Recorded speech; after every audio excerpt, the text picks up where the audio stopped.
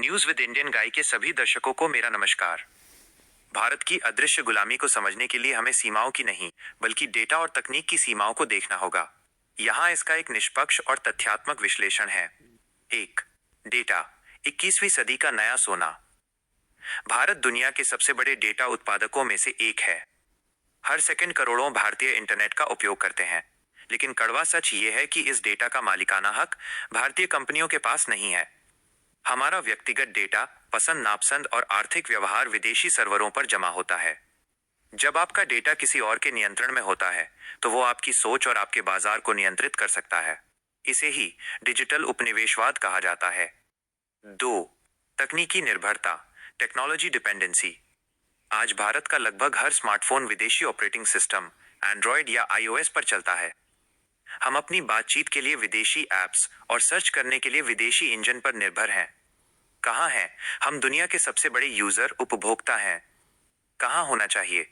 हमें दुनिया का बड़ा क्रिएटर, निर्माता होना चाहिए था।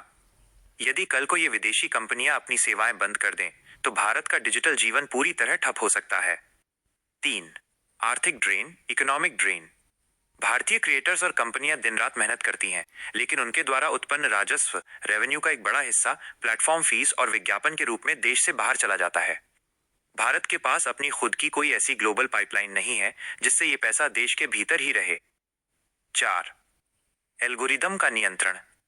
आज एल्गोरिदम तय करते हैं कि आप क्या देखेंगे और क्या सोचेंगे। ये एल्गोरिदम विदेशी सोच और उनके हितों के हिसाब से लिखे जाते हैं।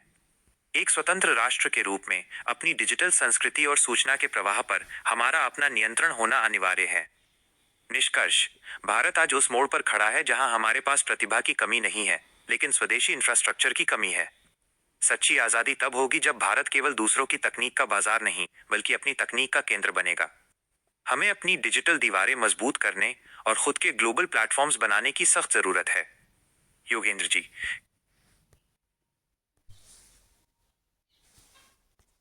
योगेंद्र जी, चीन और भारत की तुलना करना आज के समय में बहुत जरूरी है। चीन हमसे आगे क्यों है? इसका जवाब सिर्फ फैक्ट्री या सस्ते सामान में नहीं, बल्कि उनकी दूरगामी रणनीति में छिपा है। चीन ने मुख्य रूप से इन चार क्षेत्रों में ऐसे कार्य किए जो भारत के लिए एक बड़ा सबक है। एक, डिजिटल संप्रभुता, डिजिटल सॉवरेंटी। चीन ने बहुत पहले ही समझ लिया था कि जो देश डेटा और इंटरनेट को कंट्रोल करेगा, वही दुनिया पर राज करेगा। Great firewall, the great firewall.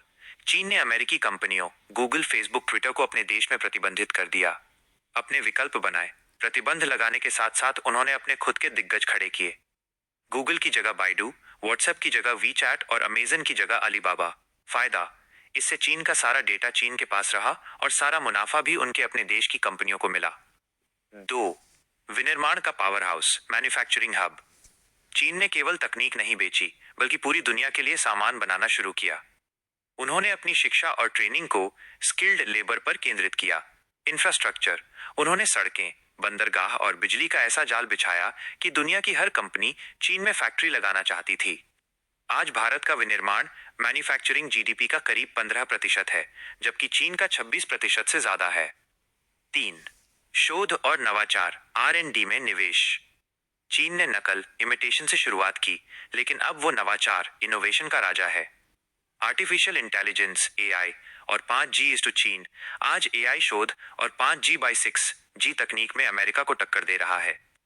हाल ही में उन्होंने 6G की सफल टेस्टिंग की है, जो 5G से 14 गुना तेज है।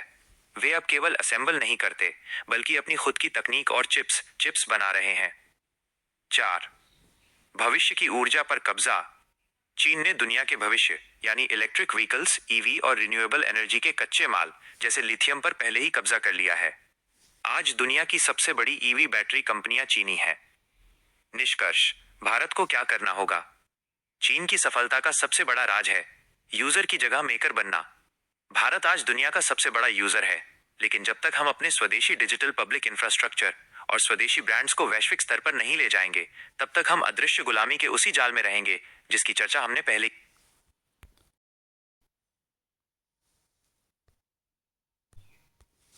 न्यूज विद इंडियन गाय के इस विशेष सत्र में आज हमने भारत की अदृश्य गुलामी और चीन के तकनीकी मॉडल पर विस्तार से चर्चा की। उम्मीद है कि ये जानकारी आपके लिए उपयोगी साबित होगी और आपको ये समझने में मदद मिलेगी कि भारत को एक वैश्विक शक्ति बनने के लिए किन क्षेत्रों में काम करने की जरूरत है। दर्शकों के लिए, अगर आपको ये वीडियो और एआई के साथ हमारा ये संवाद पसंद आया तो इसे शेयर करें और कमेंट में अपनी राय जरूर दें। आप हमें ये भी बता सकते हैं कि आप अगले वीडियो में किस विषय पर निष्पक्ष विश्लेषण देखना चाहते हैं। आज के लिए बस इतना ही। मिलते हैं अगले भाग में। जय हिंद।